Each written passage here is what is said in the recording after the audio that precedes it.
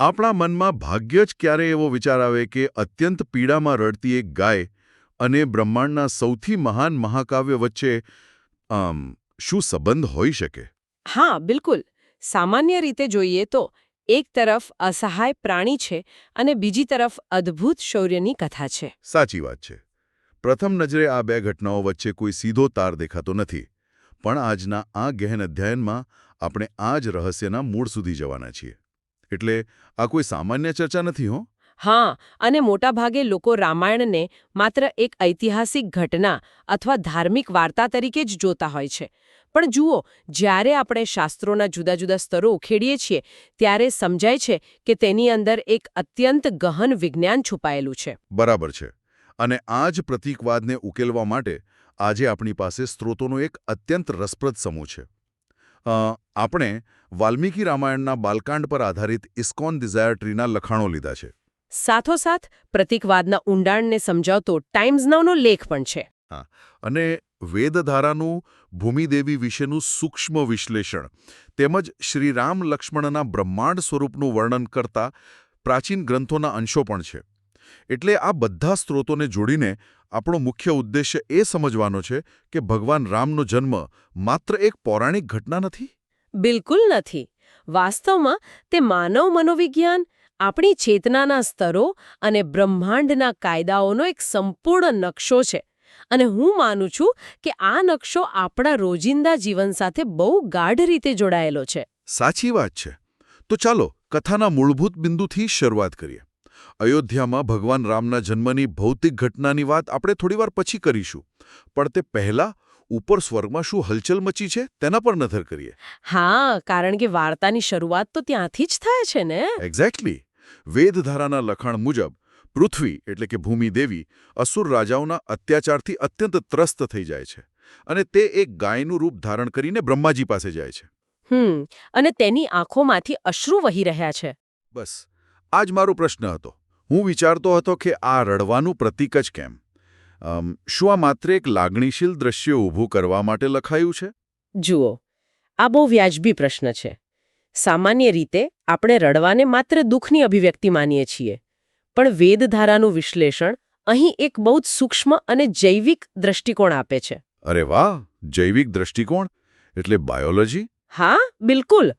શારીરિક રીતે જોઈએ તો રડવું એ તણાવ મુક્ત કરવાની એક કુદરતી પ્રક્રિયા છે. મતલબ, જ્યારે કોઈ સંકટ બહુ વધી જાય ત્યારે શરીર આંસુ દ્વારા તણાવ પેદા કરતા રસાયણોને બહાર કાઢે છે. ઓહ, આ તો મેં ક્યારેય વિચાર્યું જ નહોતું. હા, એટલે ભૂમિદેવીનું રડવું એ કોઈ કાવ્યાત્મક કલ્પના નથી. પૃથ્વી પર પાપ અને શોષણના કારણે પૃથ્વીનું સૂક્ષ્મ વાતાવરણ અત્યંત ગરમ થઈ ગયું હતું. તો આ આંસુ એક કોસ્મિક લેવલ પર સિસ્ટમને ઠંડી પાડવાની પ્રક્રિયા હતી. શું વાત કરો છો? એટલે કે આ માત્ર કોઈ રૂપક નથી પણ બ્રહ્માંડીય જીવવિજ્ઞાનની વાત છે. અને ગાય શા માટે? કારણ કે ગાય એ નિસ્વાર્થ પોષણનું પ્રતીક છે, ખરું ને? બરાબર. જ્યારે જગતનું પોષણ કરનારી શક્તિ જ રડવા લાગે ત્યારે સમજવું કે જીવનનો પાયો જ જોખમમાં છે. અને સ્ત્રોતમાં એક બીજી રસપ્રદ ભાષાકીય વિગત પણ છે. હા, પેલો ઉપ શબ્દવાળો ઉલ્લેખ. હા, ભૂમિદેવી બ્રહ્માજીને વિભો કહીને સંબોધે છે. અને ત્યાં ઉપ શબ્દનો પ્રયોગ થયો છે. સંસ્કૃતમાં ઉપનો મૂળભૂત અર્થ થાય છે સમીપ જવું. જેમ આપણે ઉપનિષદ કહીએ છે ને, બસ એમ જ. એટલે જ્યારે તે બ્રહ્માજી પાસે ગઈ ત્યારે તેનો ગૂઢ અર્થ એ છે કે તે માત્ર બ્રહ્માજીના ભૌતિક સ્વરૂપ પાસે નથી જઈ રહી. તે બ્રહ્માજીની અંદર જે પરમ ચેતના છે, એટલે કે ભગવાન વિષ્ણુ છે, તેમની શરણમાં જઈ રહી છે. ઓહ, સમજાયું. એટલે કે સૃષ્ટિના સર્જક ભલે બ્રહ્મા હોય, પણ અંતિમ ઉટેલ તો પાલનહાર પાસે જ છે. અને પરિસ્થિતિ ખરેખર કાબૂબાર હતી, કારણ કે રાવણનો આતંક બધે જ હતો. હા, તમામ દેવતાઓ પણ બ્રહ્માજી પાસે પહોંચી જાય છે. અને અહીં બ્રહ્માજી એક એવી વાત છતી કરે છે જે બહુ જ રસપ્રદ છે. હા, પેલા વરદાનવાળી વાત. રાવણે અજેયતાનું વરદાન માંગ્યું ત્યારે દેવ, ગંધર્વ, યક્ષ કે રાક્ષસ કોઈથી મૃત્યુ ન થાય એવું માંગ્યું. બરાબર. પણ તે મનુષ્યોનું નામ લેવાનું સાવ ભૂલી ગયો હતો. અને આ કોઈ નાની ભૂલ નહોતી. રાવણનું મનુષ્ય પ્રત્યેનો તિરસ્કાર એટલો બધો હતો કે તેને મનુષ્યથી રક્ષણ માંગવાનું જરૂરી જ નહોતું લાગ્યું. બિલકુલ. તેનો અહંકાર તેને એમ માનવા પ્રેરતો હતો કે આ તુચ્છ મનુષ્યો મારું શું બગાડી લેવાના છે. અને બ્રહ્માજી દેવતાઓને આ જ છુપો માર્ગ એટલે કે આ લૂપહોલ બતાવે છે. સાચી વાત છે. હું તો આ આખી ઘટનાને કોઈ લીગલ કોન્ટ્રાક્ટ સાથે સરખાવતો હતો. Legal contract? એ કેવી રીતે? હા, એટલે એવું કે જાણે કોઈ અત્યંત જટિલ કાનૂની કરારમાં એક નાનકડી ટર્મ્સ એન્ડ કન્ડિશન્સની ભૂલ રહી ગઈ હોય. રાવણે આખો વીમો ઉતરાવ્યો પણ મૂળભૂત ખામી જોઈ જ ન શક્યો. અરે વાહ, બહુ સરસ ઉદાહરણ આપ્યું. અને આ જ સમયે સભામાં ભગવાન વિષ્ણુ ગરુડ પર સવાર થઈને આવે છે. તેઓ વચન આપે છે કે તેઓ મનુષ્ય રૂપે જન્મ લેશે. હા, અને 11,000 વર્ષ સુધી પૃથ્વીનું રક્ષણ કરશે એવો સંકલ્પ કરે છે. એટલે ઉપર સ્વર્ગમાં તો આ અદ્ભુત આયોજન ગોઠવાઈ ગયું. બરાબર. પણ હું એ વિચારતો હતો કે પૃથ્વી પર આનું અમલીકરણ કેવી રીતે થયું? કારણ કે અયોધ્યાના રાજા દશરથ પણ સંતાનહીન હોવાના કારણે બહુ દુઃખી હતા. હા, અને અહીં જ સ્વર્ગની યોજના અને પૃથ્વીની જરૂરિયાતનો સુમેળ થાય છે. રાજા દશરથ વશિષ્ઠ અને ઋષ્યશૃંગ મુનિના માર્ગદર્શન હેઠળ અશ્વમેધ અને પુત્રકામેષ્ટિ યજ્ઞ કરે છે. અને આ યજ્ઞનું વર્ણન બહુ જ રોમાંચક છે. યજ્ઞકુંડમાંથી એક અત્યંત પ્રભાવશાળી દિવ્ય પુરુષ પ્રગટ થાય છે. તેણે લાલ વસ્ત્રો પહેર્યા છે અને આકૃતિ સિંહ સમાન છે. હા, અને તેના હાથમાં ચાંદીના ઢાંકણવાળા સોનાના વાસણમાં દિવ્ય ખીર છે, જેને પાયસમ કહેવાય છે. હવે અહીં એક વાત જે મારું સૌથી વધુ ધ્યાન ખેંચે છે તે છે આ ખીરની વહેંચણી. સામાન્ય રીતે પ્રસાદ સરખે ભાગે વહેંચાય, પણ અહીં તો ગણિતનો એકદમ સચોટ ઉપયોગ થયો છે. બિલકુલ. હું સમજાવું કે આ વહેંચણી કેવી રીતે થઈ. રાજા દશરથ સૌથી પહેલા કૌશલ્યાને અડધો ભાગ આપે છે. બરાબર, એટલે 50%. ત્યારબાદ જે ખીર બચે છે તેનો અડધો ભાગ એટલે કે કુલ ખીરનો ચોથો ભાગ સુમિત્રાને આપવામાં આવે છે. એટલે 25% સુમત્રા પાસે ગયા. હા, હવે જે બચ્યું તેનો અડધો ભાગ કઈને અપાય છે, એટલે કે 8મો ભાગ. એટલે 12.5%. બરાબર. અને છેલ્લે રાજા થોડો વિચાર કરીને બચેલો છેલ્લો 8મો ભાગ ફરીથી સુમિત્રાને આપે છે. અરે વાહ, આ ગણતરી બહુ ચોક્કસ છે. એટલે સુમિત્રાને 2 અલગ-અલગ સમયે ભાગ મળ્યો. મને લાગે છે કે એટલે જ તેમને 2 પુત્રો થયા હશે, ખરું ને? એકદમ સાચું. અને આ વહેંચણીનો ક્રમ ભાઈઓ વચ્ચેના આંતરિક જોડાણને પણ નક્કી કરે છે. ઓહ, એ કેવી રીતે? જરા સમજાવો ને. જુઓ, કૌશલ્યાને સૌથી મોટો અને પ્રથમ ભાગ મળ્યો, એટલે તેમની કુખે સ્વયં ભગવાન રામનો જન્મ થયો. સુમિત્રાને પહેલો ભાગ કૌશલ્યા પછી તરત મળ્યો હતો. હા, બરાબર. તેથી તેમના પહેલા પુત્ર લક્ષ્મણની વફાદારી સંપૂર્ણપણે રામ સાથે જોડાઈ ગઈ. જ્યારે સુમિત્રાને બીજો ભાગ કૈકેયી પછી મળ્યો હતો. અચ્છા. એટલે તેમના બીજા પુત્ર શત્રુઘ્નનો લગાવ કૈકેયીના પુત્ર ભરત સાથે અતૂટ રહ્યો. હા, બિલકુલ. આ કોઈ ફેમિલી ડ્રામા નથી. આ એક સચોટ કોસ્મિક ફોર્મ્યુલા છે. આ ખરેખર અદ્ભુત છે. ત્યારબાદ ચૈત્ર મહિનાની 9મીએ પુનર્વસુ નક્ષત્રમાં ભગવાન રામનો જન્મ થાય છે, જેમની પાસે વિષ્ણુના અડધા ગુણો છે. બરાબર. અને ત્યારબાદ ભરત અને પછી લક્ષ્મણ અને શત્રુઘ્નનો જન્મ થાય છે. પણ જુઓ, જ્યારે ભગવાન અવતરી રહ્યા હતા ત્યારે પ્રકૃતિ ક્યાંય પાછળ ન હતી. હા, બ્રહ્માજીના આદેશથી દેવતાઓએ વાનર સેના તૈયાર કરવાનું શરૂ કરી દીધું હતું. વાયુદેવમાંથી હનુમાનજી પ્રગટ્યા, જેઓ વજ્ર જેવા મજબૂત અને ગરુડ જેટલા ઝડપી હતા. સાથોસાથ સૂર્યમાંથી સુગ્રીવ અને ઇન્દ્રમાંથી વાલીનો જન્મ થયો. મતલબ કે સૃષ્ટિની શક્તિઓ મદદ માટે ગોઠવાઈ ગઈ હતી. એટલે આ આખું ચિત્ર બહુ જ ભવ્ય છે. પણ હવે આપણે ટાઈમ્સ નાવના લેખમાં રજૂ થયેલા પેલા મનોવૈજ્ઞાનિક દૃષ્ટિકોણ તરફ વળીએ. હા, એ બહુ જ શક્તિશાળી રૂપક છે. એ લેખ મુજબ આ કોઈ એક રાજા અને તેના 4 પુત્રોની કથા નથી.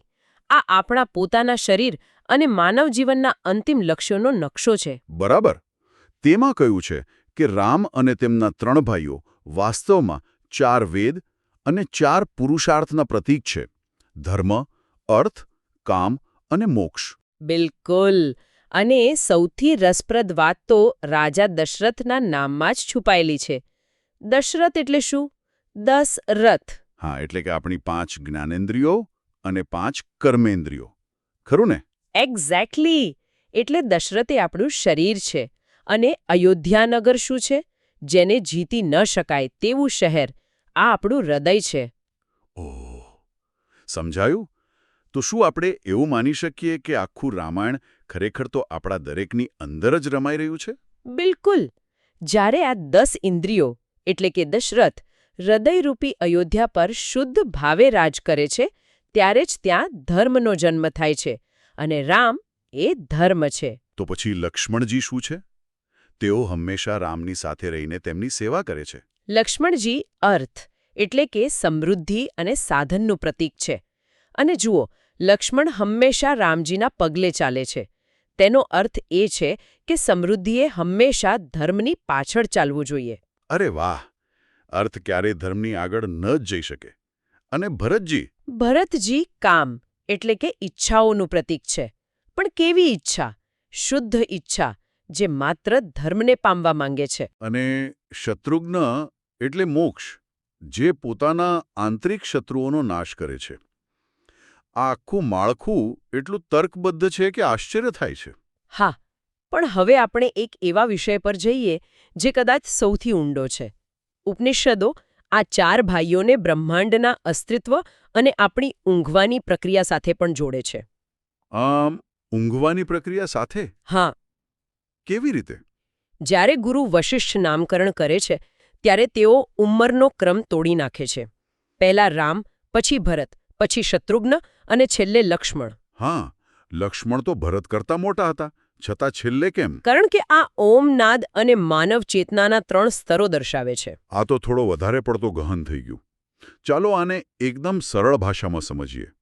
ઓમનાદમાં 3 અક્ષરો છે: એ, યુ અને એમ. બરાબર. હું સમજાવું. એ અક્ષર આપણી જાગૃત અવસ્થા દર્શાવે છે. એટલે કે જ્યારે આપણે જાગતા હોઈએ. આ અવસ્થા લક્ષ્મણ છે, જેને વિરાટ પુરુષ કહેવાય છે. ઓહ, એટલે જ લક્ષ્મણજી હંમેશા જાગતા રહીને રક્ષણ કરે છે. હા, પછી આવે છે યુ અક્ષર. આ આપણી સ્વપ્ન અવસ્થા દર્શાવે છે, જે શત્રુઘ્ન છે. ઉપનિષદો તેને તૈજસ બ્રહ્મ કહે છે. મન પોતાની દુનિયા ઊભી કરે છે. અને છેલ્લે એમ અક્ષર. એ ગાઢ નિદ્રા એટલે કે સુષુપ્તિ અવસ્થા છે, જ્યાં માત્ર શાંતિ છે. આ ભરત છે, જેને પ્રાજ્ઞ બ્રહ્મ કહેવાય છે. ગાઢ ઊંઘમાં જ બ્રહ્માંડનું પોષણ થાય છે. આ તો ખરેખર માઇન્ડ બ્લોઈંગ છે. મતલબ કે જ્યારે આપણે જાગીએ છીએ, સ્વપ્ન જોઈએ છીએ અને ગાઢ ઊંઘમાં હોઈએ છીએ, ત્યારે આપણે આ 4 ભાઈઓના શક્તિ સ્તરોમાંથી પસાર થઈએ છીએ. બિલકુલ.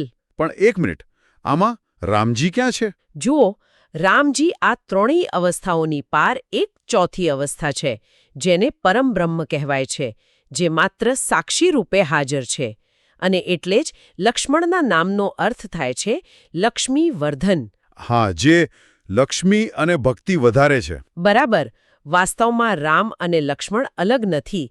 લક્ષ્મણ એ રામનો જ શ્વાસ છે, જે શરીરની બહાર છે. બહિઃ પ્રાણ ઇવાપરઃ. તેઓ એક આત્મા અને 2 શરીર છે. અરે વાહ! આજે આપણે જોયું કે રામકથા માત્ર એક ઇતિહાસ નથી. આ તો વેદોનું માનવ સ્વરૂપ છે. આપણા પુરુષાર્થની બ્લુપ્રિન્ટ છે. બિલકુલ.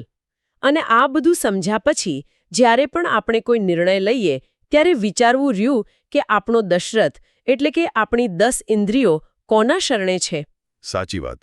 શું તે ધર્મના શરણે છે કે નહીં, એ બહુ મોટો પ્રશ્ન છે.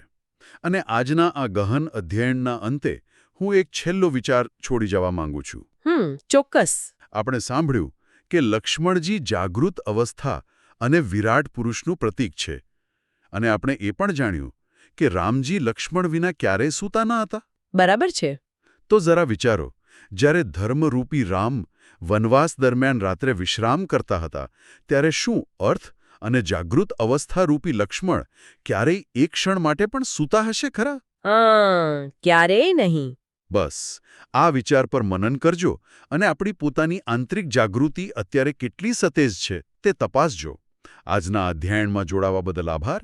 ફરી મળીશું એક નવા વિષય સાથે.